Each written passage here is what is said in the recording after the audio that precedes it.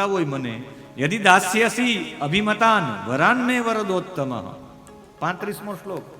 જો તમે મને વરદાન આપવા માંગતા હોય તો બસ મને એટલું જ વરદાન આપો કે હું ફક્ત ને ફક્ત આ સૃષ્ટિ ઉપર ભૂતેભ્ય ત્વદ વૃસૃષ્ટિભ્ય મૃત્યુર્મા ભૂન મમ પ્રભો. આ સૃષ્ટિમાં કોઈ પણ પ્રાણી અપ્રાણી, કોઈ દેવ દૈત્ય, કોઈ પણ મને મારી ન શકે.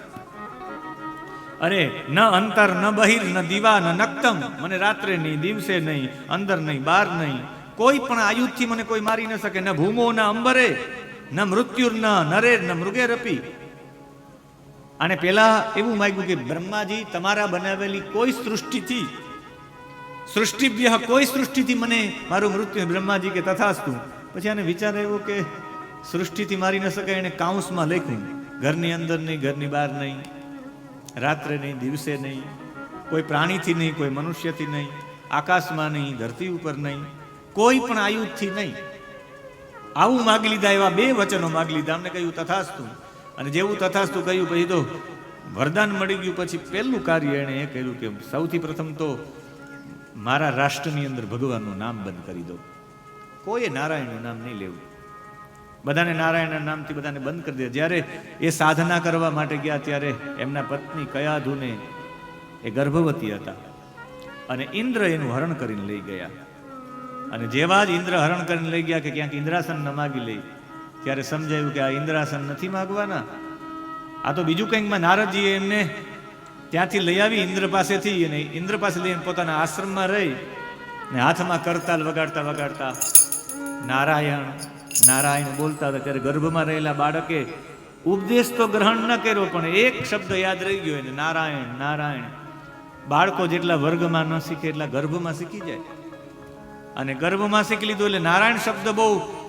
પ્રહલાદ સૌથી નાના ભાઈ હતા, બાકી 4 ભાઈઓ હતા, અનુલાદ, લાદ, સહલાદ અને પ્રહલાદ. એક બેન હતા, સિંહિકા એનું નામ હતું. એના વિપ્રચિત્તિ સાથે લગ્ન થયા, એનાથી રાહુનો જન્મ થયો. રાહુનું સાચું નામ સ્વરભાનુ. એના મસ્તક અલગ થયા એટલે રાહુ અને કેતુ થયા. અને આ લાદ, અનુલાદ, સહલાદ અને પ્રહલાદ એ 4 ભાઈઓ હતા. પ્રહલાદનો જન્મ થયો ત્યારથી જે ભગવત ભક્ત હતા અને સતત ભગવાનનું ભજન, ભજન સિવાયના જીવનમાં બીજું કાંઈ નહીં. અને એના પિતાજી ભાવ જગતથી એને ભોગ જગત તરફ લઈ જવા માંગતા, આ ભાવ જગતમાં લઈ જવા માંગતા હતા. બધા સુંદર રીતે એને કહ્યું કે મારે નારાયણનું નામ બંધ કરવું હોય તો 3 લોકોને મારા વશ કરવા પડે. અને આજે પણ 3 લોકોને વશ કરી લ્યો તો જગતના બધા કામો થઈ જાય. પેલા બ્રાહ્મણોને બોલાવ્યા એમને કે તમે મારા રાષ્ટ્રમાં આવી જાઓ. તમારે ક્યારે એક પણ જગ્યાએ વિષ્ણવે નમઃ વિષ્ણવે નમઃ કે વિષ્ણુર વિષ્ણુર વિષ્ણુ નથી કરવાનું. જેટલા જપ અનુષ્ઠાનો કરવાનો હોય અહીં કરો. સૌથી મોટા પ્રચારક ભગવાન નામના કે ભગવાન તરફ અભિમુખ કરવાના પ્રચારકો બ્રાહ્મણો છે. બ્રાહ્મણોને ખરીદી લીધા, પોતાને ત્યાં રાખ્યા. બીજા શિક્ષકોને આખો કોર્સ બદલી નાખ્યો. અને આપણા કોર્સ બદલી ગયા એટલે જ આપણે ઘણું બધું નથી જાણી શક્યા. બાકી ઋગ્વેદના સૂક્તો આપવામાં હોય તો ઋગ્વેદથી જાણકાર થઈ જાય લોકો. હવે તમે આજ 15મો દિવસ છે, તમને એવું નથી લાગતું તમે ભાગવતથી જાણકાર થઈ ગયા છો? તમારી સામે ભાગવતજી હોય છે. તમે ભાગવતજી ખોલીને આ અધ્યાય, એનો આ શ્લોક, એ શ્લોકનું આ મહત્વ, તમે એક એક આમ ચાલ્યા જાવ, તમને એવું થાય કે આ સ્વાધ્યાય થાય છે કે કથા ચાલે છે. અને એક એક શ્લોકને જોતા જોતા ખ્યાલ આવી જાય કે આ શ્લોક આવું કહેવા માંગે. બધી જગ્યાએ ટીક કરો તો મોટાભાગના રહસ્યો મેં ટીક કરાવ્યા છે આપણે, જ્યાં જ્યાં રહસ્યો નીકળ્યા છે ત્યાં. અને અહીંયા આપણો કોર્સ બદલાઈ ગયો, એ સૌથી મોટી દુઃખની વાત છે. આપ સૌ લોકોને હું કહીશ, મારે એનું નામ નથી લેવું, પણ જેના ઉદાહરણો આપવામાં આવે, જેના પ્રધાન બિરબલ હતા, એને બધા શાંતિપ્રિય રાજા કહે. પણ તમે ક્યારેક એનો ઇતિહાસ વાંચો તો ખબર પડે, રોજ 350 જેટલા ચકલાઓની જીભ કાપીને શાક બનાવતા. એને આપણે શાંતિપ્રિય કહીએ. ઇતિહાસકારોને પણ ખરીદી લેવામાં આવ્યા, ઇતિહાસો અલગ રીતે પ્રસ્તુત કરવામાં આવ્યા. અને એ ઇતિહાસો પ્રસ્તુત કરવામાં આવ્યા, આપણે એ શાંતિપ્રિય લાગે. ક્યારેક સમય મળે તો આવરણ નામનું પુસ્તક વાંચજો. આપ સૌને વિનંતી મારી, ક્યારેક સમય મળે, તમે જે દિવસે એ પુસ્તક વાંચી લેશો એ દિવસે તમે રડશો, હું એની જવાબદારી લઉં છું. તમારે આંખમાં આંસુ આવે તો જ આ આવરણ નામનો ગ્રંથ ખરીદી લીધા. ઇતિહાસકારોને કે ઇતિહાસ અલગ રીતે પ્રસ્તુત કરો, વિદ્યાધરોને, જે વિદ્યાના ઉપાસકો હતા, એવા વિદ્યાના ઉપાસકોને કરીને આખો વિદ્યાનો કોર્સ બદલાવી નાખ્યો છે. શિક્ષકોને, ઇતિહાસકારોને, બ્રાહ્મણોને ખરીદી લીધા છે. બધી જગ્યાએ નામ બંધ થઈ જાય. ચારે તરફ બધામાં ઈશ્વર કોણ, તો એમાં મારું જ નામ આવે, હિરણ્યકશિપુએ. અને એવી વાણી સાથે બધાને કર્યું. પણ દૈત્યરાજ હિરણ્યકશિપુએ એના ચારે ચાર વિલક્ષણ પુત્રોને અધ્યયન માટે મોકલ્યા. એમાં પ્રહલાદ તો સૌથી નાના હતા, પણ ગુણોમાં સૌથી મોટા હતા. 30મો શ્લોક. તસ્ય દૈત્યપતે પુત્રાહ ચત્વાર પરમ અદ્ભુતાહ પ્રહલાદો ગુણ મહાસ્તેષામ ગુણેર મહદ ઉપાસક. બહુ મોટો ઉપાસક હતો. બ્રહ્મણ્ય શીલ સંપન્ન સત્યસંધો જીતેન્દ્રિય. બહુ સત્યવાદી હતા ને એની સાથે સાથે પણ ભગવાનના પ્રિય ભક્ત હતા. એને ખબર નહીં ક્યાંથી નામ મળી ગયું હોય ભગવાનનું. આસીન 38મો શ્લોક. આસીન બેઠા બેઠા નારાયણ નારાયણ નારાયણ કરે રાખે. પર્યટન ફરતા ફરતા પણ નારાયણ નારાયણ નારાયણ. અશ્નન ભોજન કરતા કરતા પણ નારાયણ નારાયણ. શયાન સુતા સુતા પણ નારાયણ નારાયણ. પ્રપિબન એ કંઈક ને કંઈક બોલવા જાય તો નારાયણ સાથે શરૂઆત કરે. બ્રુવન બોલવામાં નારાયણ. પિતા પિતા નારાયણ. નાનું સંધત એતાની ગોવિંદ પરિરંબિત. 38મો શ્લોક. સતત ગોવિંદ નામ. ગોવિંદ ગોવિંદ ગોવિંદ ગોવિંદ. ગવામ ઇન્દ્ર ગોવિંદ. અને સતત એવું નહીં, એને ભણવા માટે મોકલા છે ગુરુજનો પાસે. શુક્રાચાર્યના 2 પુત્ર શંડ અને અમર્ક. પણ ખબર નહીં આ જેવું અધ્યયન પૂરું થાય, ઓલા કોર્સ વાળું અહીંથી ચાલુ થાય, બધાને કહ્યું કે ચાલો તમે મારી સાથે, હું પણ તમને કંઈક ભણાવું. અને ભણાવવામાં પાઠ રાધા ગોવિંદના નામનો પાઠ ભણાવતા. પ્રહલાદ ભણે રાધે રાધે ગોવિંદા. પ્રહલાદ ભણે રાધે રાધે ગોવિંદા. પ્રહલાદ ભણે રાધે રાધે ગોવિંદા. પ્રહલાદ ભણે રાધે રાધે ગોવિંદા. સહુ ભક્ત ભણે રાધે રાધે ગોવિંદા. સહુ ભક્ત ભણે રાધે રાધે ગોવિંદા. સહુ ભક્ત ભણે રાધે રાધે ગોવિંદા. ભક્ત ભણે રાધે રાધે ગોવિંદા. પ્રહલાદ ભણે રાધે રાધે ગોવિંદા. પ્રહલાદ ભણે રાધે રાધે ગોવિંદા. પ્રહલાદે બધાને ભણાવવાનો આરંભ કર્યો છે. આપણે એમ થાય કે બાપાનો વિરોધ કરવા માંગે એટલે ના. 7 વસ્તુઓ સૌથી ભયંકરમાં ભયંકર વસ્તુઓ છે. એમાં ચારિત્ર્ય વિનાનું શિક્ષણ સમાજને અધપતન તરફ લઈ જાય. શિક્ષણ હોય પણ એ શિક્ષણ શાના માટે? End of education is A character. શિક્ષણનો મંત્ર છે ચરિત્ર નિર્માણ. ચારિત્ર્ય વિનાનું શિક્ષણ, માનવતા વિનાનું વિજ્ઞાન. હમણાં જ એક સૌથી મોટો વિડીયો બહાર પડ્યો હતો. એક કૂતરાને આમ એક યુનિવર્સિટીની ઉપરથી, એક કોલેજની ઉપરથી ફેંકવામાં આવે ને એની રીલ બનાવવામાં આવે. કૂતરો નીચે પડે ત્યારે તર પડે એવી રીલ બનાવવામાં આવી. ત્યારે એવું થાય કે વિદ્યાર્થી ભલે વિજ્ઞાનના વિદ્યાર્થી, સાયન્સના હોય, પણ એ માનવતા વિનાનું વિજ્ઞાન છે, સમાજ માટે કલંકિત છે. એ ચારિત્ર્ય વિનાનું શિક્ષણ માનવ સમાજ માટે કલંકિત છે. વિવેક વગરનું સુખ કલંકિત છે. નીતિ વિનાનો વેપાર કલંકિત છે. કાર્ય વિનાની કમાણી કલંકિત છે. મૂલ્ય વિનાનું રાજકારણ કલંકિત છે. અને ત્યાગ વગરનો ધર્મ કલંકિત છે. આ ચરિત્ર બનાવવા માટે શિક્ષણ જરૂરી છે ને, એના માટે ચારિત્ર વિનાનું શિક્ષણ ન બને. એટલે ચારિત્ર્ય ઊભું કરવા માટે ભગવાનનું નામ પ્રહલાદ બધા પાસે લેવડાવ્યું છે. પ્રહલાદ ભણે રાધે રાધે ગોવિંદા. પ્રહલાદ ભણે રાધે રાધે ગોવિંદા. ઓ પ્રહલાદ ભણે આપણા પ્રહલાદ ક્યાં છે?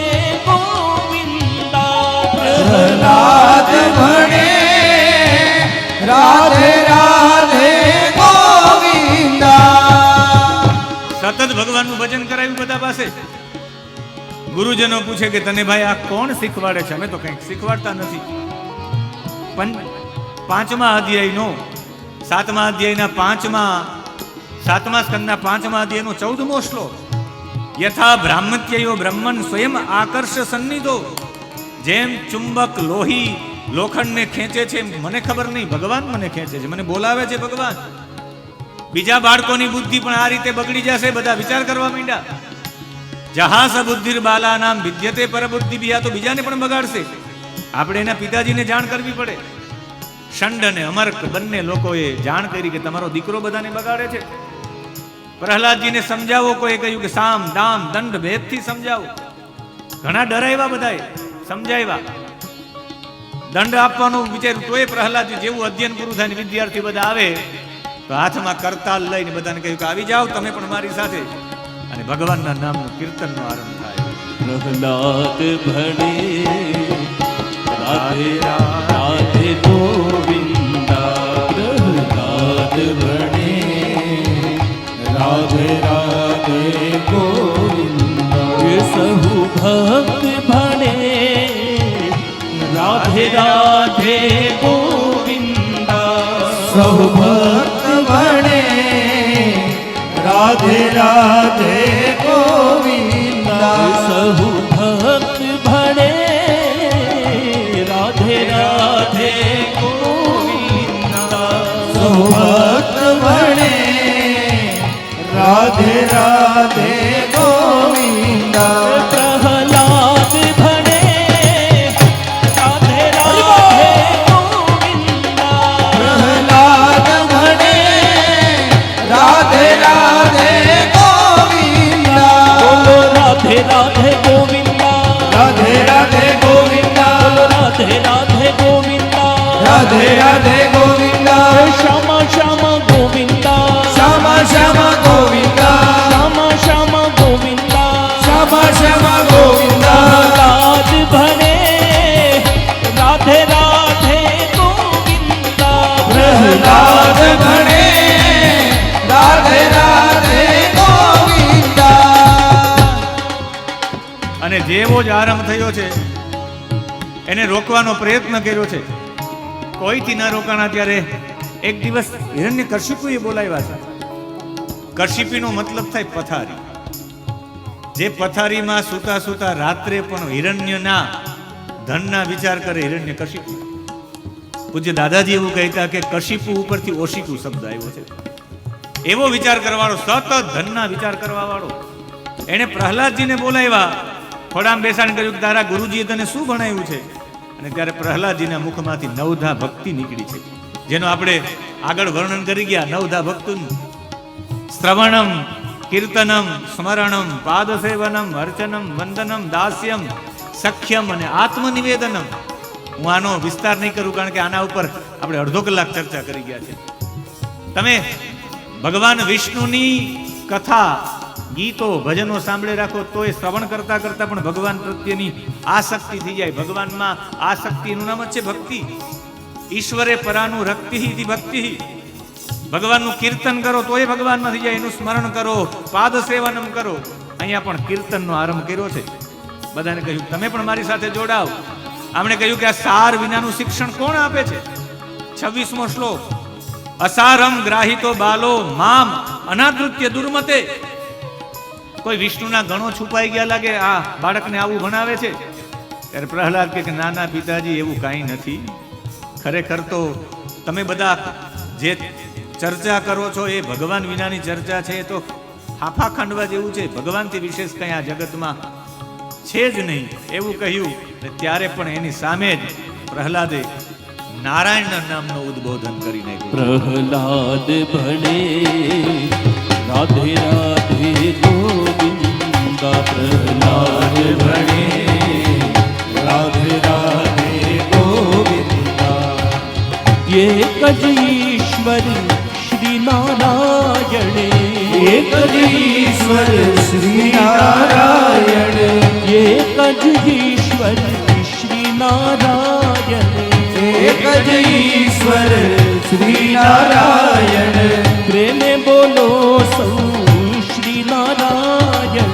પ્રેમે બોલો સો શ્રી નારાયણ પ્રેમે બોલો સો શ્રી નારાયણ પ્રેમે બોલો સો શ્રી નારાયણ સહુ ભક્ત ભણે રાધે રાધે ગોવિંદા સહુ ભક્ત ભણે રાધે રાધે ગોવિંદા સહુ ભક્ત ભણે રાધે રાધે ગોવિંદા સહુ ભક્ત ભણે રાધે રાધે ગોવિંદા. વારંવાર પ્રયત્ન કર્યા, રોકાવી દીધા છે કે હવે આને મારવા માટે હું પોતે તૈયાર થાવ. એને વિચાર કર્યો ત્યારે બધાએ કહ્યું કે તમારે કંઈ કરવાની જરૂર નથી, સાપ મરી જાય પણ લાઠી બી ના તૂટે.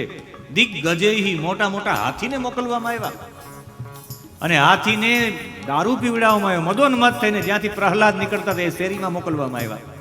પણ હાથી પ્રહલાદની બાજુમાંથી પસાર થઈ ગયા, પણ હાથીએ કંઈ કર્યું નહીં. દંડ શુકેષ્ટ, મોટા મોટા સર્પો, જ્યાં ઝેરી સર્પો પધરાવવામાં આવ્યા, જ્યાં પ્રહલાદજી જે ભવનમાં બેઠા હતા, સર્પો પણ પ્રહલાદની બાજુમાંથી પસાર થયા, કોઈ દંશ ન માર્યો. અભિચાર અવપાત નહીં, અભિચારના પ્રયોગ કર્યા, તંત્રના પ્રયોગ. અરે જ્યાં સૌથી વધારે ઠંડી પડતી હતી એવા પ્રદેશમાં છોડી દેવામાં આવ્યા. પહાડની ઉપર રાખવામાં આવ્યું, ત્યારથી ધક્કો માર્યો, સમુદ્રમાં પધરાવવામાં આવ્યા. આપણે એમ થાય કે બચી કેમ ગયા હશે? એક પેલો એલો ભાવ છે કે ભગવાનનું નામ હોય, રામ રાખે અને કોણ ચાકે. પણ જો તમે મને તાર્કિક પૂછતા હોય તો તાર્કિક પણ જવાબ છે. એક પેલો જવાબ, જ્યારે તમે ભગવાનનું ભજન કરો, ભગવાનનું નામ લ્યો, એટલે તમારા શરીરમાં એક પ્રકારની ગંધ બને, જેને કહેવાય પુણ્ય ગંધ. અને પુણ્ય ગંધ જેના શરીરમાં બને, તમે કોઈ પણ વ્યક્તિને પૂછજો કે તમને સર્પ દંશ મારે તો સર્પ ગંધ લઈને દંશ મારે. કોઈ પ્રાણી તમને માથું મારે તો એ તમારા શરીરમાંથી જેવી ગંધ આવતી હોય એ ગંધને જોઈને મારે. કૂતરાઓ બધાને કરડવા ન દોડે. રાજસ્થાનમાં પુષ્કરમાં એક જગ્યાએ કથા હતી જ્યાં કૂતરો બહુ બધાને કરડવા માટે દોડતો.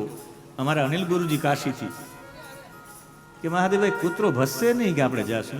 ન હોય. ખરેખર અમે આ એ પુષ્કરમાં ગયા, રામદેવરામાં ગયા, આશ્રમમાં પગ મૂક્યું તો કૂતરો એની પાસે પૂંછડી પટાવતો, પણ પહેલી વખત જોતા હતા તોય એનો પગ ચાટવા માંડ્યો. એમણે કહ્યું ગંધના કારણે. આકર્ષણ પણ ગંધના કારણે થાય. આજે આફ્રિકાના જંગલોની અંદર, આફ્રિકાના જંગલની અંદર જે લોકો રાત્રિ પસાર કરે પોતાના શરીરમાં ચેકો લગાવે અને એમાં એક પ્રકારનો પાવડર કે એક પ્રકારની દવા ભરવામાં આવે, પછી એના શરીરને ઉપરથી પેક કરી દે, એના શરીરમાંથી ગંધ આવે. એક પણ ઝેરી જીવજંતુ એની બાજુમાં ન આવે. ગંધથી ઝેરી જંતુઓ આવતા હોય છે. એમ ભજનથી એક પુણ્ય ગંધ બને. શ્રીમદ ભગવદ્ ગીતામાં પુણ્ય ગંધનો છે.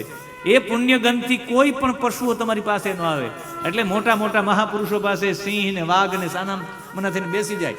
એનું પાછળનું કારણ પુણ્ય ગંધ. ભજનના પ્રતાપે સર્પ બાજુમાં જ નીકળી જાય, આ નીકળી જાય. પર્વત ઉપરથી પછાડ્યા તો નીચે એવી એ સમયમાં ઝાડીઓ એવી હતી કે ઝાડીમાં બચી ગયા. સમુદ્રમાં પધરાવ્યા, એક લાકડું તરતું તરતું એવું ને એના ઉપર એ બેસીને આવતા રહ્યા. ઘણી રીતે બચી ગયા. અને બધા પ્રયોગ કર્યા ત્યારે કહ્યું કે હવે તંત્રના પ્રયોગથી પણ અસર ન થાય. ભજન ઉપર તંત્ર પ્રયોગ એટલો બધો કામ ન આવી શકે. એમાંય પણ ભગવાનનું નામ નારાયણનો આપણે કાલે મતલબ તો સમજી ગયા છે. અને પછી તો પ્રહલાદને કહ્યું કે એક એના બેન હતા, હિરણ્યકશિપુને ધર્મના બેન હતા, રાખડી બાંધતા. હોલિકા કહ્યું કે મારી પાસે છે, મારી પાસે ફાયર પ્રૂફ ચુંદડી છે, હું માથા ઉપર ઓઢી લઈશ અને એને ખોડામાં બેસી એ સળગી જશે, હું બચી જઈશ. આટલી મોટી ચિતા ફાલુના નામનું ગામ છે મથુરા પાસે, આજે પણ ત્યાં થાય છે. આટલો બધો આગ ચાંપવામાં આવી, એટલો મોટો ચિતા ખડકવામાં આવી લાકડાઓ, એની ઉપર હોલિકા બેસી ગયા, માથે ચુંદડી રાખી અને જેવો ખોડામાં બેસીને આગ લગાડવામાં આવી, આગ જેવી લાગી એવો પવન આવ્યો કે એ ચુંદડી ઓઢી ઉતરી અને સીધી અને મસ્તક ઉપર આવી ગઈ પ્રહલાદ ઉપર. પ્રહલાદ બચી ગયા અને હોલિકાનું દહન થઈ ગયું. એના દિવસે બીજા દિવસે જે કંસના સૈનિકો હતા એને દારૂ પીધો અને ગાળો બોલી. આજે પણ કંસના લોકો છે બોલવાવાળા. હોળીના બીજા દિવસે જે ભક્ત પ્રહલાદના પક્ષમાં હતા એને અબિલ ગુલાલ ઉડાડ્યા અને આનંદ માણ્યો. ને પછી આને થયું કે હવે આ આનંદને મારે અહીંયા જ રોકવો પડશે. રોકવા માટે હાથમાં ગદા લઈને નીકળ્યા છે કે હવે તો હું જેને મારીશ. અને જેવા ગદા લઈને નીકળ્યા કહ્યું કે ક્યાં છે પ્રહલાદ? પ્રહલાદને બોલાવો મારી પાસે. અને ભગવાનનું નામ બોલનારા પ્રહલાદ હાથમાં કરતાલ છે ને ભગવાનના નામ સાથે એને પ્રવેશ કર્યો. અને જેવો પ્રવેશ કર્યો કહ્યું કે ક્યાં છે તારો પરમાત્મા? જો તારો પરમાત્મા દરેક સ્થાને હોય તો આજ મને બતાવ. યદિ તારો પરમાત્મા સર્વત્ર જગ્યા ઉપર હોય તો મને આજ બતાવ તારો પરમાત્મા તને કેમ બચાવવા માટે આવે. અને જે બચાવવાની ચર્ચા થઈ ત્યારે તો ભગવાનને પણ એવું થયું કે હવે મારે બચાવવા માટે જવું પડશે. પ્રહલાદની સામે હાથમાં ખડગ લઈને પેલા તો દોડ્યા હતા. પગમાં પિતાંબર આવી ગયું ને પડ્યા નીચે. અને જેવો પગ નીચે આવ્યો ને પડ્યા એટલે તો નીચે પડી ગયા. પછી ઊભા થયા, હાથમાં ગદા લીધી, કહ્યું કે તારો નારાયણ દરેક જગ્યાએ ક્વાસો યદિ સર્વત્ર કસ્માત સ્તંભે ન દૃશ્યતે. તારો નારાયણ આજ જો બધી જગ્યા હોય તો સ્તંભમાંથી પ્રગટ થઈને તને બચાવવા કેમ આવે? હું જો મારવા માટે ગદા લઈને દોડ્યા છે. અને એ સમયે અવાજ આવ્યો છે સ્તંભમાંથી. અને જેવો અવાજ આવ્યો એને લાગ્યું કે કોઈ સિંહની ત્રાડ સંભળાય છે. અને જેવા પહોંચ્યા છે અને એને અવાજ આવતો એટલે હાથની અંદર મુષ્ટિકા વાળી છે. મુષ્ટિકા વાળીને વિચાર કર્યો કે અવાજ તો અહીંયાથી આવે છે. અને સ્તંભમ તતાડ અતિબલસ્વ મૃષ્ટિના એક મુષ્ટિકા મારવા ગયા અને લાત મારવા ગયા તો સ્તંભ ફાટ્યો છે.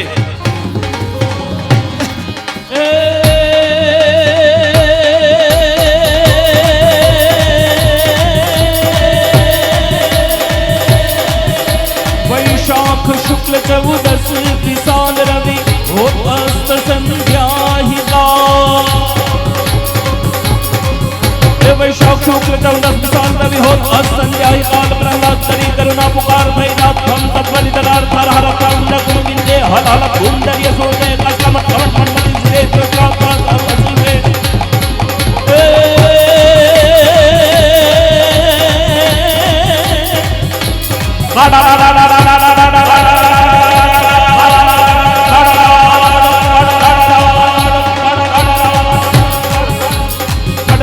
एक सा कड़कड़ अनंत से लुचकन दर दर दर दम खड़र पे उधर खड़र मेर सिंजान सुनम दर कर तुम धूम दर दर गाजन गड़र हंसट गड़र गड़े हट या सुरान प्रगट घट भंजन विकट रूप नर संग बने रे धीरे विकट रूप नर संग बने रे धीरे विकट रूप नर संग बने. આકાશમાં ભીડ જામી ગઈ છે યુદ્ધ જોવા માટે. પ્રજાપતિઓ આવ્યા, કિમ પુરુષો આવ્યા, વેતાળો, સિદ્ધો, પિતૃઓ, યક્ષો, ચારણો સ્તુતિ કરવા માંડી ગયા. સ્વર્ગ જેટલું લાંબુ શરીર હતું ભગવાન નૃસિંહનું. ગરદન એકદમ ટૂંકી, એકદમ જાડી ગરદન, છાતી પહોળી, કમર એકદમ પતલી, આખા શરીરમાં સફેદ રૂવાટીઓ, 1000 ભુજાઓ હતી. દરેક ભુજાઓની આંગળીઓમાં નખ મોટા મોટા હતા. આ ગદા લઈને ત્રાટકો છે, ઢાલ તલવાર લઈને ત્રાટકો છે, તોય એની સામે યુદ્ધ કર્યું. સાંજ સુધી યુદ્ધ કર્યું છે. અને જ્યારે સાંજનો સમય થયો ત્યારે ભગવાને વિચાર કર્યો કે હવે એમને એમના વસ્ત્ર પકડી અને પોતાના ખોળામાં લીધા છે. બરાબર. અને આકાશમાં બધી ભીડોએ ભગવાનની સ્તુતિ કરી છે.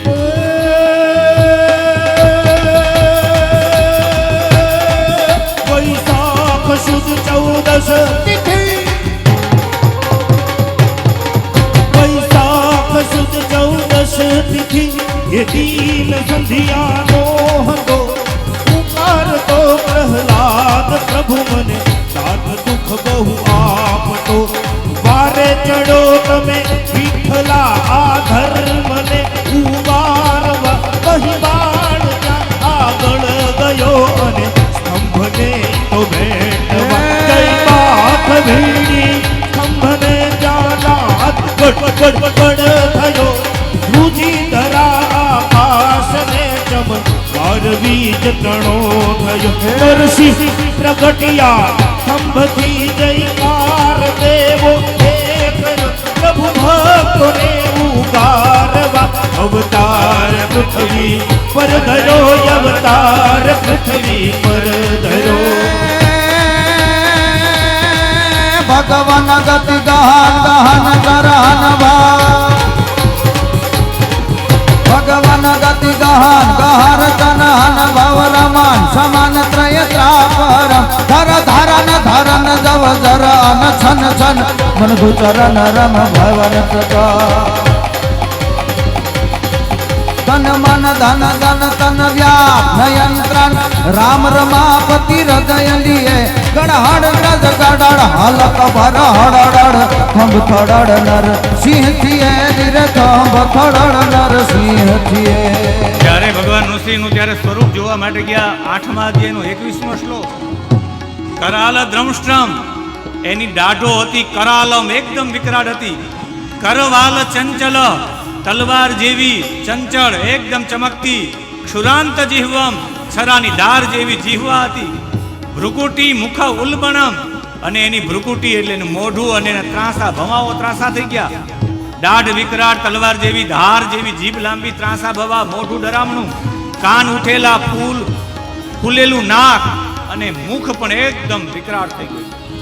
એ સમયે ખોડામાં લઈ અને પોતાના નખથી છાંટીને ચીરી નાખી. આંતરડાઓ હતા એ બધા આંતરડાઓ લઈને આંત્રમાલી બની ગયા છે. ગળામાં બધા આંતરડા પહેરી લીધા ને ભયંકર યથા અંત્રમાલી દ્વીપ હત્યયા હરી, ભગવાને તાર નાખી છે. ધરતીઓ કંપિત થઈ ગઈ.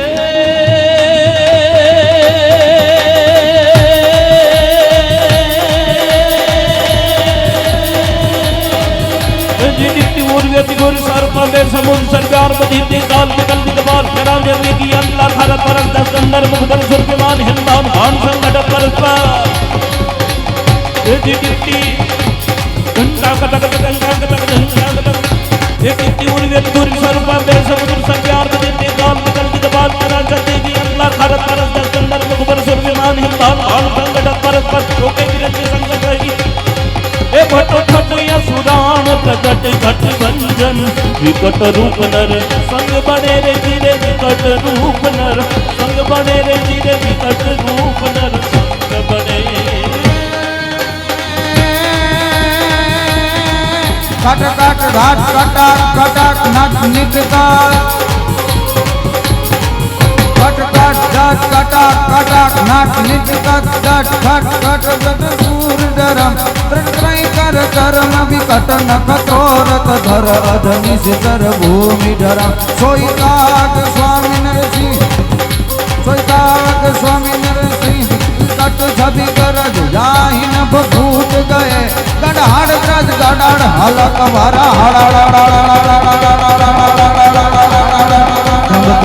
નર સિંહ થિયે રે ધીરે કંભ થડડ નર સિંહ થિયે ધીરે કંભ થડડ નર સિંહ થિયે ધીરે કંબ કડક નર સિંહ ધીરે.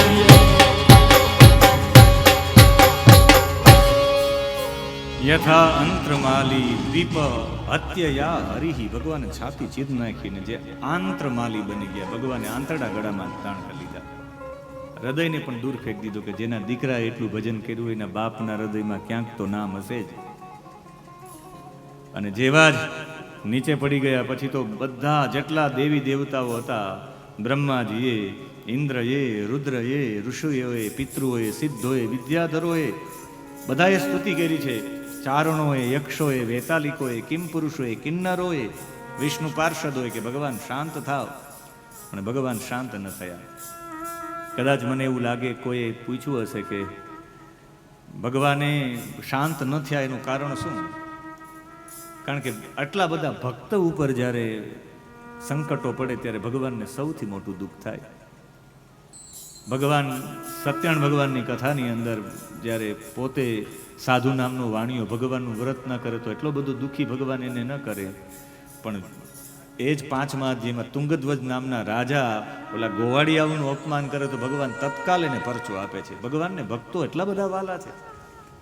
ભગવાનનો અપરાધ થાય તો એક ક્ષમ્ય છે, પણ ભગવાનના ભક્તનો અપરાધ થાય એક ક્ષમ્ય નથી. એટલે ભગવાન આવા રૂપમાં આવ્યા. બધાને સ્તુતિ કરવા છતાં પણ ભગવાન શાંત ન થયા. ભગવાને કહ્યું કે તું આકાશમાં પણ નથી અને તું ધરતી ઉપર પણ નથી. મારો ખોડો આકાશ વિહીન છે, એટલે ખોડામાં રાખ્યા. ઉંબર ઉપર એવા માટે ઘરની અંદર નહીં, ઘરની ભગવાને મધ્યસ્થ થઈને આમનો વધ કર્યો છે. અડધું પશુનું સ્વરૂપ, અડધું નરનું સ્વરૂપ. આવી રીતે ભગવાન એની છાતીને ચીરી નાખી છે. ત્યારે પ્રહલાદ, બધાએ પ્રહલાદને કહ્યું કે ભગવાન તારા કારણે પધાર્યા છે, તું સ્તુતિ કરીશ તો જ ભગવાન શાંત થશે. ભાગવતજીની સૌથી લાંબામાં લાંબી સ્તુતિ હોય તો પ્રહલાદની સ્તુતિ, 43 શ્લોકોની સ્તુતિ છે. અને 43 શ્લોકોમાં 9મા અધ્યાયમાં 8મા શ્લોકથી સ્તુતિનો આરંભ થાય છે અને 8માથી થાય છે 50 સુધી, 50 શ્લોકો સુધી સ્તુતિ છે. 43 શ્લોકોની સૌથી લાંબામાં લાંબી સ્તુતિ. પ્રહલાદ રડ્યા છે, બે હાથ જોડીને ભગવાનથી દૂર રહ્યા છે. દૂર રહીને ભગવાનને પ્રાર્થના કરે કે ભગવાન શાંત થાવ, ભગવાન શાંત થાવ. રડતા રડતા કહે કે ભગવાન બ્રહ્માદય સુરગણા, બ્રહ્મા આદિ જેટલા પણ દેવતાઓ છે, મુનયોત્થ સિદ્ધા, જે સિદ્ધ પુરુષો છે, ઋષિ મુનિઓ છે, એની સતત એની બુદ્ધિ છે એ તમારામાં લાગેલી હોય સત્વે કથા નમતયો વચસાઉ પ્રવાહે, સતત સત્વ ગુણમાં લાગેલા છે, સત્વ ગુણમાં સ્થિત થયેલા છે. વચસાઉ પ્રવાહે, પોતાની સત્વ ગુણવાળી વાણીથી સતત તમારી સ્તુતિ કરતા હોય છે. ન આરાધિતુમ, છતાં પણ તમારી આરાધના નથી કરી શકતા.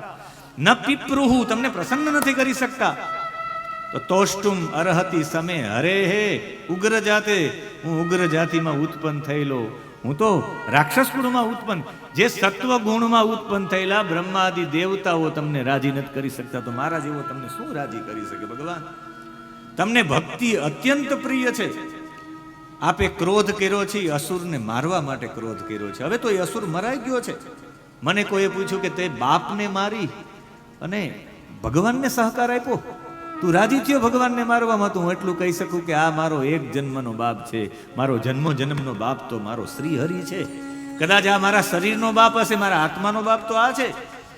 અસુરને મારવા માટે આપે ક્રોધ કર્યો છે, મરાઈ ચૂક્યો છે. ભગવાન હવે તો શાંત થાવ. ઉપદ્રવ કરનારા વીછી અને સાપને મારી નાખવાથી સજ્જનો જેમ આનંદિત થાય છે, એમ દૈત્યોનો સંહાર કરીને ઘણા બધા લોકોને સુખ મળે છે. ભગવાન હવે આપ શાંત સ્વરૂપને નિરખવા માટે ભગવાન આપને આ બધા ઉપર રહેલા દેવતાઓ આપનું શાંત સ્વરૂપ જોવા માંગે છે. તમારા ભક્તજનો આપને મૂળ રૂપમાં ચતુર્ભુજમાં જોવા માંગે છે. 1000 હાથનો ત્યાગ કરો ભગવાન, એવું કહીને ભગવાનની પ્રાર્થના કરી. 9મા અધ્યાયનો 14મો શ્લોક. રાગ શિવરંગની પ્રહલાદ બે હાથ જોડીને ભગવાનની સ્તુતિ કરે છે. યદયચ્છમન્યુમ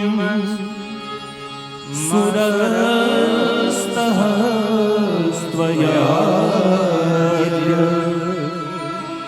મોદેત સાધુરપિ સિકસર્પહત્યા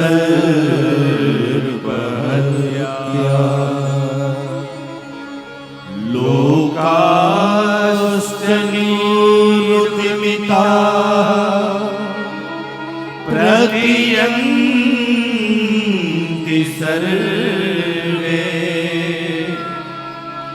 રૂપં નૃસિંહવિભયા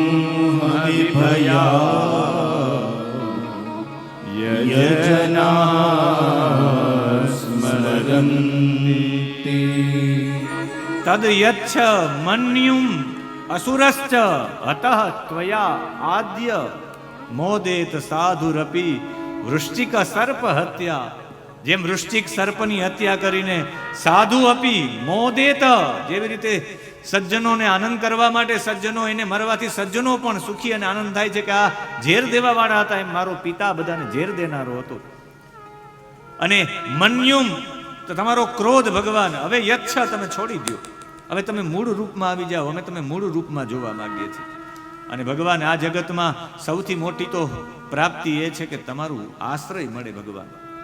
મને ખબર છે ભગવાન અંતિમ શ્લોક 50મો શ્લોક અને 50મા શ્લોકમાં ભગવાનને રાજી કરવા માટેના 6 વસ્તુ બતાવી. 50મા શ્લોકમાં ભગવાન આપ રાજી થાવ છો, આપ ભક્તિ વિના આપની પ્રાપ્તિ થતી નથી.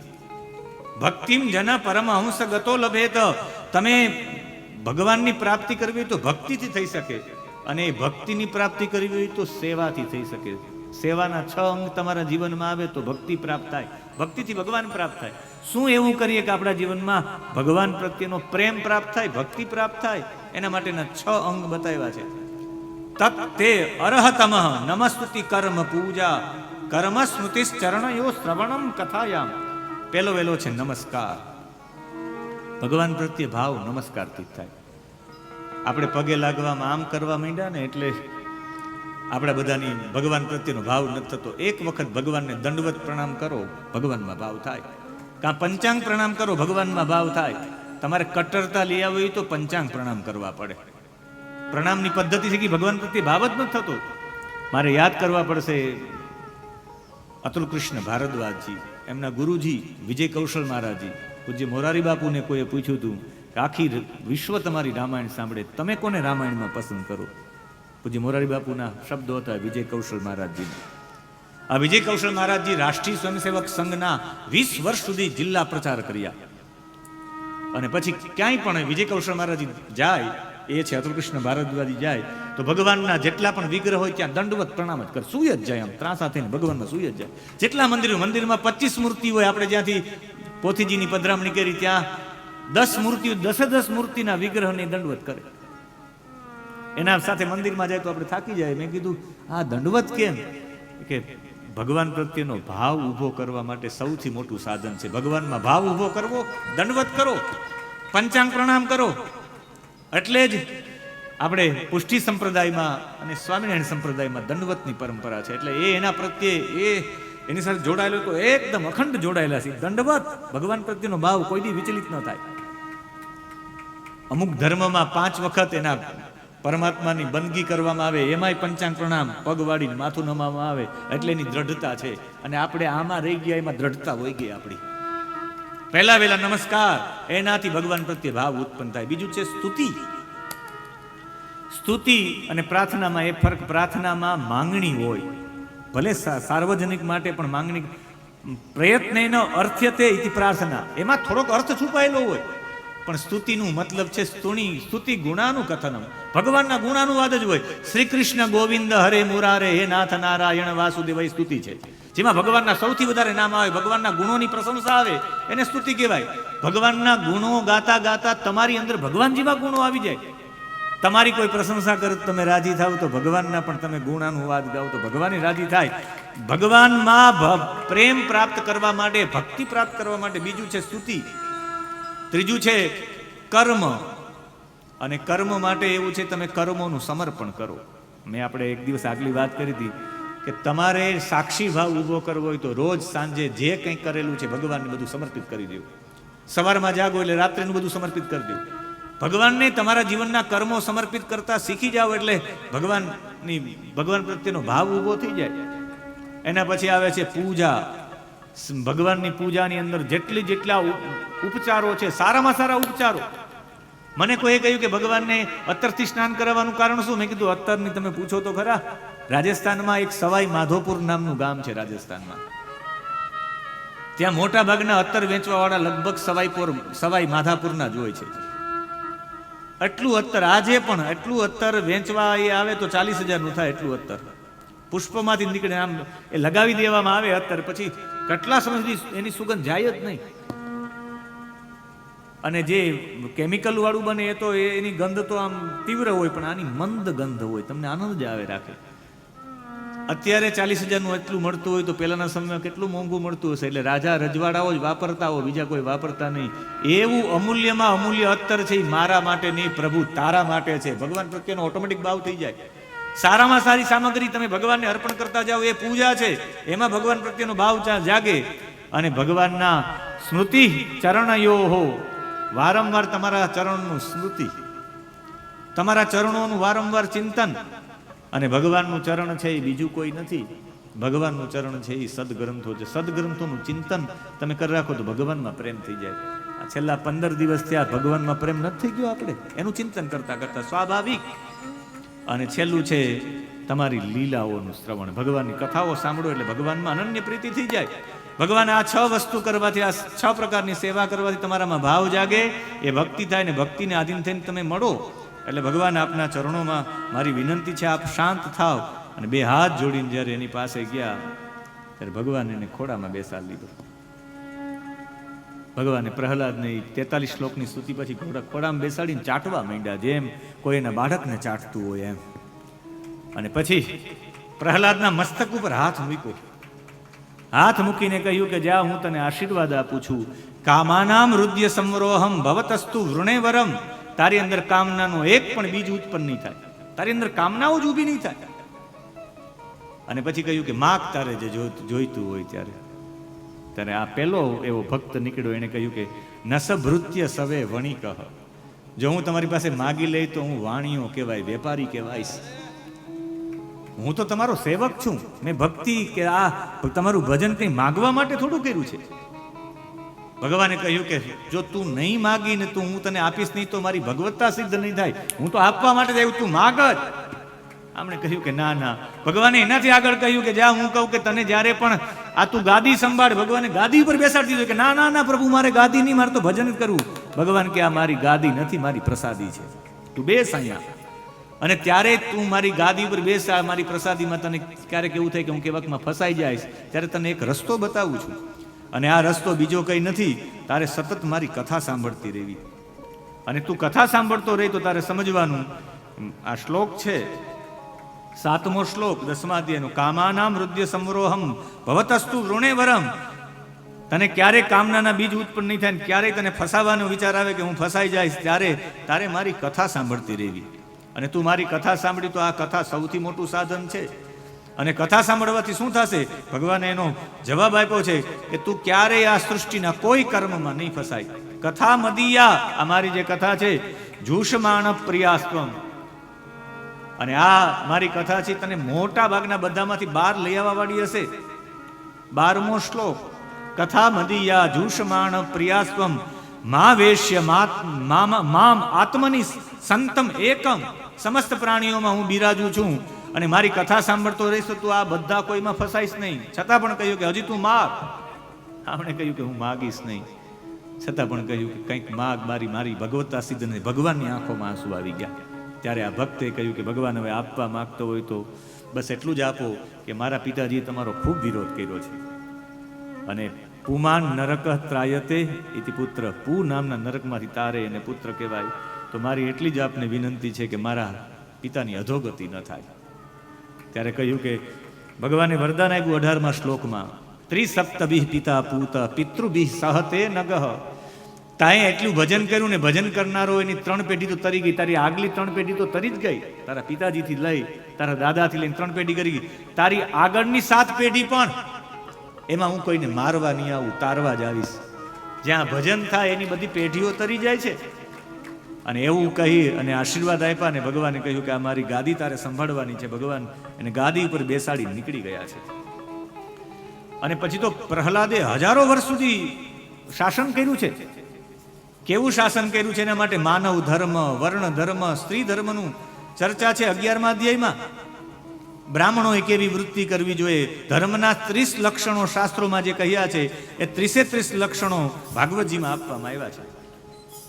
આ તમે 8મા શ્લોકથી લઈ લો 11મા અધ્યાય, 8મા શ્લોકથી લઈને 12મા શ્લોક સુધી બધા લક્ષણો છે એ 30 લક્ષણોની ચર્ચા કરવામાં આવી છે. સત્ય, દયા, તપ, પવિત્રતા, તિતિક્ષા, વિવેકા, મનનો સંયમ, અહિંસા, બ્રહ્મચર્ય, સ્વાધ્યાય, સરળતા, સંતોષ, આ બધાની ચર્ચા કરી છે. બ્રાહ્મણોએ કેવી વૃત્તિ કરવી છે, ક્ષત્રિયોએ કેવી વૃત્તિ કરવી જોઈએ, બ્રહ્મચર્યાશ્રમ કેવો હોવો જોઈએ, વાનપ્રસ્થાશ્રમ કેવો હોવો જોઈએ, 50 વર્ષ પછી બીજાને મોકો આપવો જોઈએ ને તમારે સેવામાં લાગી જવું જોઈએ. આજે આપણા યુવાનો બેકાર રખડે છે, 50 વર્ષે આપણે નથી છોડતા. એટલે આજનું યુવાધન એમને બેકાર બનીને રહી ગયું છે. અને એનાથી આગળ વાનપ્રસ્થી લોકોને શું કરવું ને એમાં સંન્યાસ ધર્મની ચર્ચા છે. જે મેં આપને આગળ એક સંવાદ કહ્યો હતો એ પ્રહલાદનો અને દત્તાત્રેયજીનો, જેની અંદર સંન્યાસ ધર્મનું નિરૂપણ છે. એક વખત પ્રહલાદજી પોતાનું રાજ્ય સંભાળતા સંભાળતા 13મા અધ્યાયમાં પ્રહલાદજી ઘણા બધા મંત્રીઓ સાથે ચર્ચા કરવા માટે વિચરણ કરતા કરતા એ સહ્યાદિ પર્વત પાસે નીકળ્યા હતા. અને સહ્યાદિ પર્વત પાસે 12મો શ્લોક 13મા અધ્યાયનો, તમ શયાનમ ધરોપસ્તે કોવેરયામ સહ્ય સાનુની. સહ્ય પર્વતની તળેટીમાં એક કાવેરી નદીના કિનારા ઉપર કોઈ એક મુનિને સૂતેલા જોયા. દદર્શ લોકાન વિચરણ લોક તત્વ વિવિધસયા. એને થયું કે આ કોણ હશે? કોઈ મુનિ હતા, બહુ જાડા એવા હતા, શરીર નિર્મળ હતું, જ્યોતિ હતું, પણ આખા શરીર ઉપર ઢંકાયેલી હતી ધૂળ. અને એવું લાગ્યું કે આ મુનિ કોણ હશે? એટલે એનો આકાર, વાણી, આશ્રમ જોતા લાગ્યું કોઈ સંન્યાસી જ હશે, સિદ્ધ પુરુષ હશે. પ્રહલાદજીએ એને નમન કર્યા. 15મો શ્લોક 13મા અધ્યાયનો, તમ નત્વા અભ્યર્ચ વિધિવત પાદયો શીર્ષા સ્પૃશન. આમ લાંબા થઈને શીર્ષા એટલે મસ્તકનો ભાગ, એના પાદયોહો સ્પૃશન, એના ચરણોમાં મસ્તક અડાડ્યું. અને ત્યારે આમ ધૂળ ખખેડી નીકળ્યા, આખા શરીર પર ધૂળ બાજી ગઈ હતી. જ્યારે બહાર નીકળ્યા ત્યારે પ્રહલાદે બે હાથ જોડીને સ્તુતિ કરતા કહ્યું કે સાચું કહો કે તમે કોણ છો? હું આપને પ્રશ્ન પૂછી શકું એક? એમણે કહ્યું કે હા પૂછો.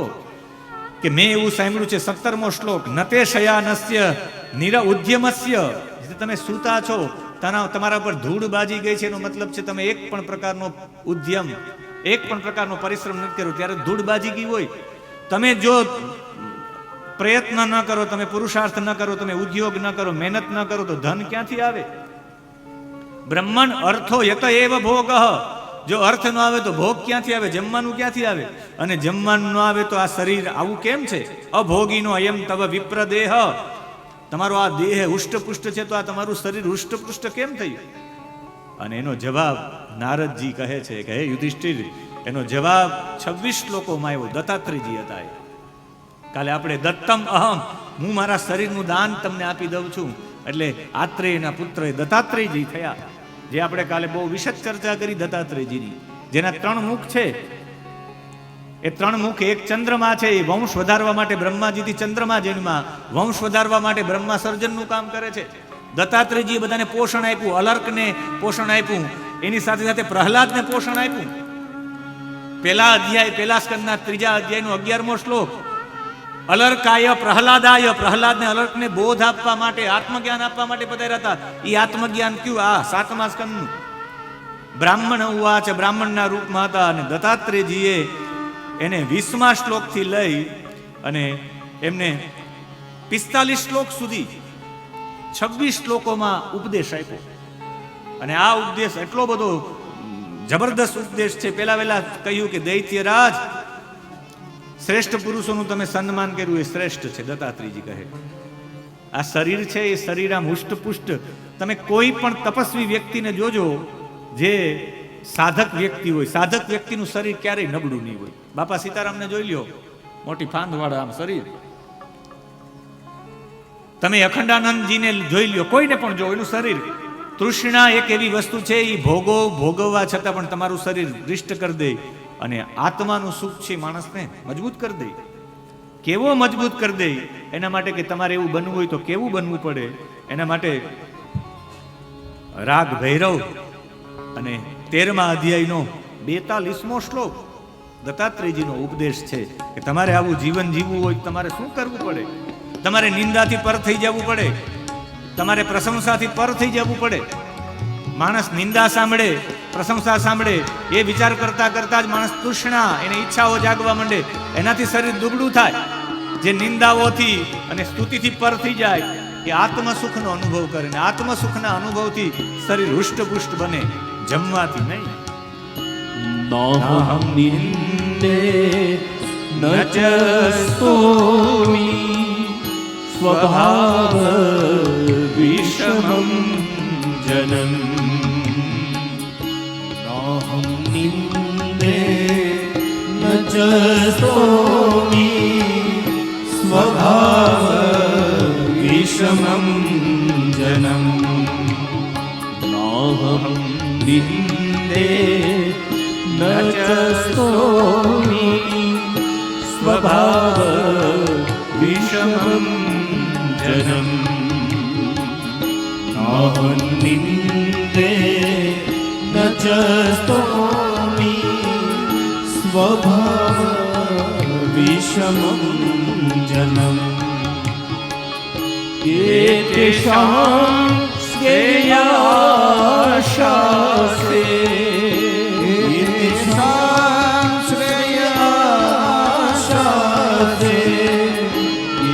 એતેષાં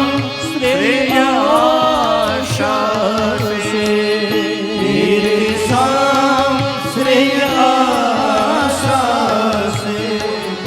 ઉદેકાત્મ્યં મહાત્મનિ ઉદેકાત્મ્યં મહાત્મનિ.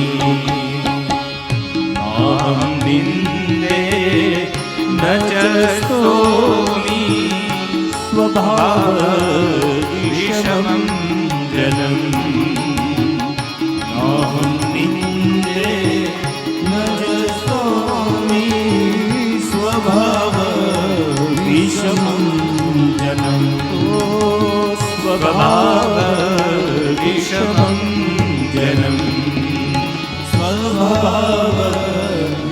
વિષમમ જનમ.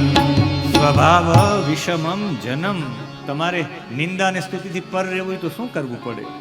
એ પ્રેક્ટિકલ જોવું હોય તો 7માં 10 મિનિટની જ વાર છે ને આજ તમે 3 કલાક સુધી એક જ આસન ઉપર બેઠા છો. તમારી 3 કલાકની ચેતના પુનઃ વિચલિત ન થાય ને તમારી 3 કલાકની ચેતના પરમાત્મામાં ભળી જાય પછી આત્મસુખ કેવી રીતે પ્રાપ્ત થાય? દત્તાત્રેયજીના શબ્દોમાં પ્રહલાદને બોધ આપ્યો. આત્મસુખ માણવા માટે શું કરવું પડે? આત્મસુખથી માણસ સંતુષ્ટ થઈ ને પોતાના શરીરને કેવી રીતે જાળવી શકે? એ આત્મબોધ છે. પણ એ આત્મબોધ આપતા પહેલા ક્યાંક તમારી ચેતના આડાવડી ન થઈ જાય એ માટે 10 મિનિટ માટે રાસમાં પ્રવેશ કરશું અને રાસ સાથે આપણો શ્વાસ જોડશું અને એ શ્વાસ જોડવા સાથે અંદર આપણે અનુભૂતિ કરીએ કે આત્મસુખ તેવું કેવું થાય. એટલે 15 મિનિટ માટે રાસમાં પ્રવેશ કરી અને પછી આત્મબોધની ચર્ચા કરીને પછી કથા વિરામ કરીએ. વિશેષ રીતે પધારેલા મહેમાનોનું આગતા સ્વાગતા કરીએ. એ માટે 10 મિનિટ માટે રાસમાં પ્રવેશ કરશું. એવું તો નાચું તારા નામમાં થઈ થઈ થઈ. તું નાચું તારા નામમાં થઈ થઈ થઈ. હું તો નાચું તારા નામમાં થઈ થઈ થઈ. હું તો નાચું તારા નામમાં થઈ થઈ થઈ. એ હું તો પાગલ તારા પ્રેમમાં થઈ થઈ થઈ. હું તો પાગલ તારા પ્રેમમાં થઈ થઈ થઈ. એ હું તો પાગલ તારા પ્રેમમાં થઈ થઈ થઈ. હું તો પાગલ તારા પ્રેમમાં થઈ થઈ થઈ. એ હું તો નાચું તારા નામમાં થઈ થઈ થઈ. હું તો નાચું તારા નામમાં થઈ થઈ થઈ. એ વાલા નાચું તારા નામમાં થઈ થઈ થઈ. વાલા નાચું તારા નામમાં થઈ જય હો. થઈ.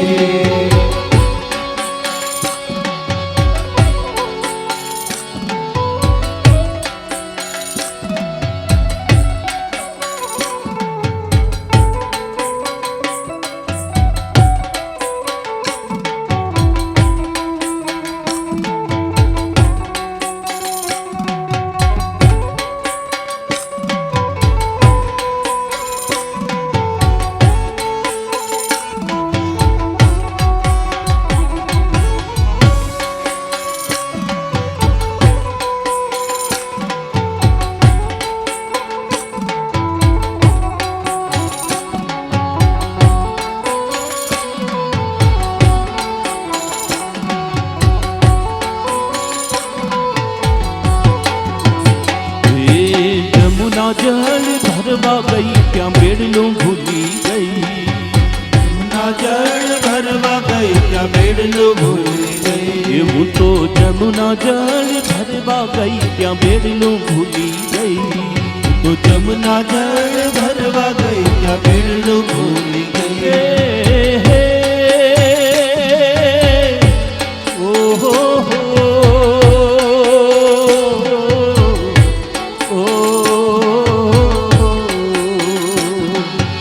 નણદી મારી નાગણ જેવી. નણદી મારી નાગણ જેવી.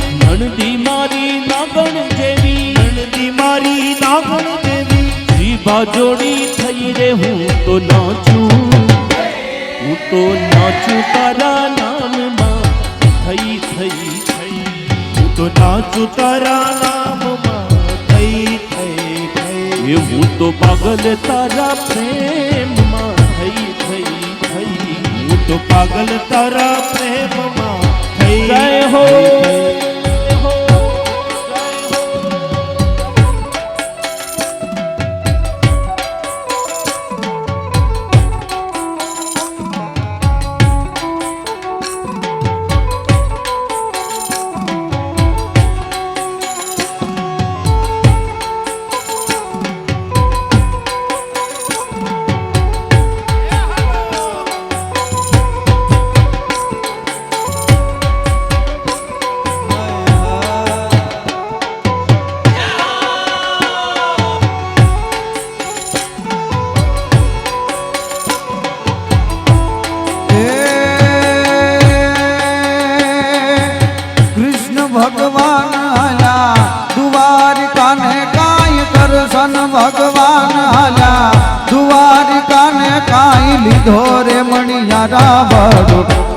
મણિયારા વાળો, લીધો મણિયારા વાળો વે, કે હોવે હોવે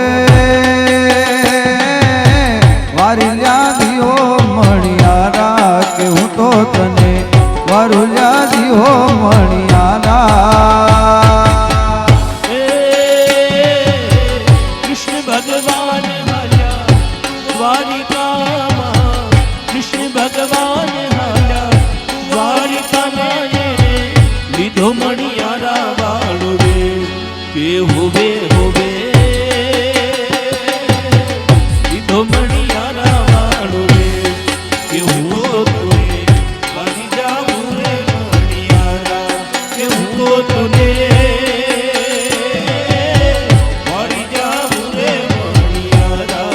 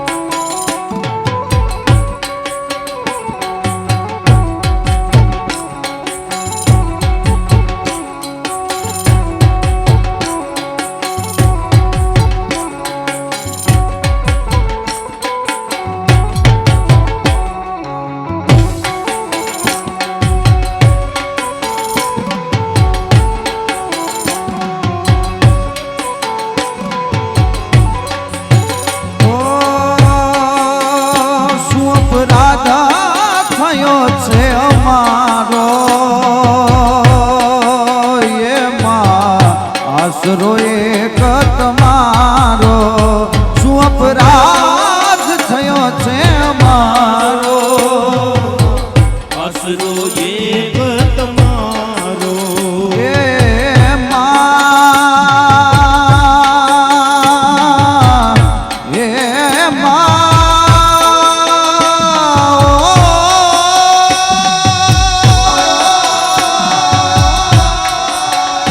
શું અપરાધ થયો મારો, માડી આશરો એક તમારો, કરજે અમી દ્રષ્ટિ પ્રેમ ભરી વૃષ્ટિ, કરજે અમી અમી દ્રષ્ટિ પ્રેમ ભરી વૃષ્ટિ, એ દયા કરજે માં તું ત્રિશુરી અરસુરવાડી, શું બેઠી માં પગ ઉપર પગ ચડાવી, શું બેઠી માં પગ ઉપર પગ ચડાવી, એ બોલતી નથી ચાલતી નથી કેમ રી સાડી, મારી માત ભવાની, એ બોલતી નથી ચાલતી નથી કેમ સાડી, મારી માત ભવાની, એ રમવાઓ ને મોરી માં,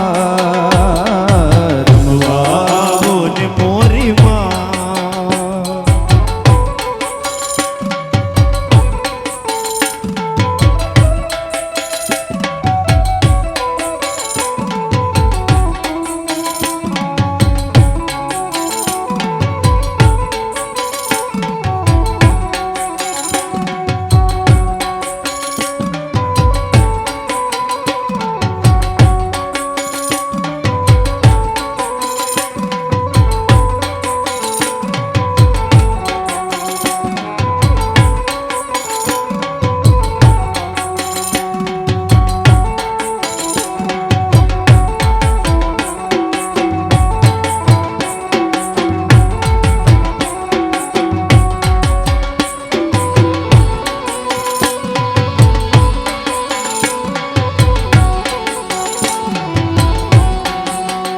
કાના વ્રજમાં વેલો આવ ગોકુળમાં ગમતું નથી રે, કાના વ્રજમાં વેલો આવ ગોકુળમાં ગમતું નથી રે, વાલા વ્રજમાં વેલો આવ ગોકુળમાં ગમતું નથી રે, વાલા વ્રજમાં